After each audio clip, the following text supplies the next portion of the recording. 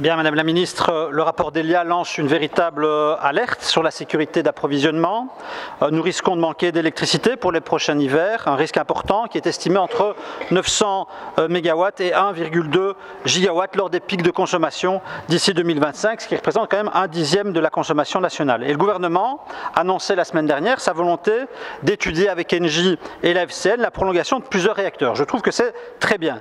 Mais tout de même, l'hiver 2025 approche, la prolongation de Doel 4 et de Tihange 3 n'est pas encore bouclée et le risque de sécurité ou sur la sécurité d'approvisionnement est connu. Et on a parfois l'impression que le gouvernement n'avance qu'à petits pas, qu'on agit un peu au goutte à goutte, qu'on y va sans y aller et qu'on fait cette prolongation sans vraiment se l'avouer. Pour notre groupe, il y a une chose qui est claire, c'est pas de tabou. Il faut accélérer considérablement les investissements dans le renouvelable et envisager une vraie place pour le nucléaire sur le long terme. La sécurité d'approvisionnement, les prix, le climat, voilà nos trois fondamentaux et donc il ne faut plus tergiverser, il faut être pragmatique, il faut être sérieux, il faut être efficace, c'est ce que nos concitoyens attendent. Dans un premier temps, finaliser la prolongation de Doel 4 et de Tihange 3 et ensuite assurer les bases d'un mix énergétique dans lequel nous mettrons les bouchées doubles sur le renouvelable et dans lequel nous laisserons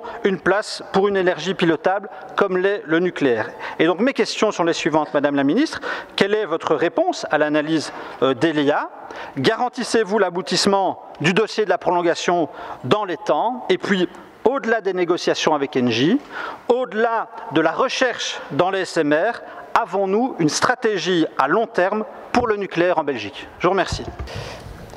Bien, merci Madame la Ministre pour vos réponses. En fait, nous avons une échéance à court terme, les négociations avec Engie, qui nous offrent l'opportunité de fixer le cadre de notre futur énergétique à long terme. Et cette semaine, la Commission de l'énergie était à Copenhague.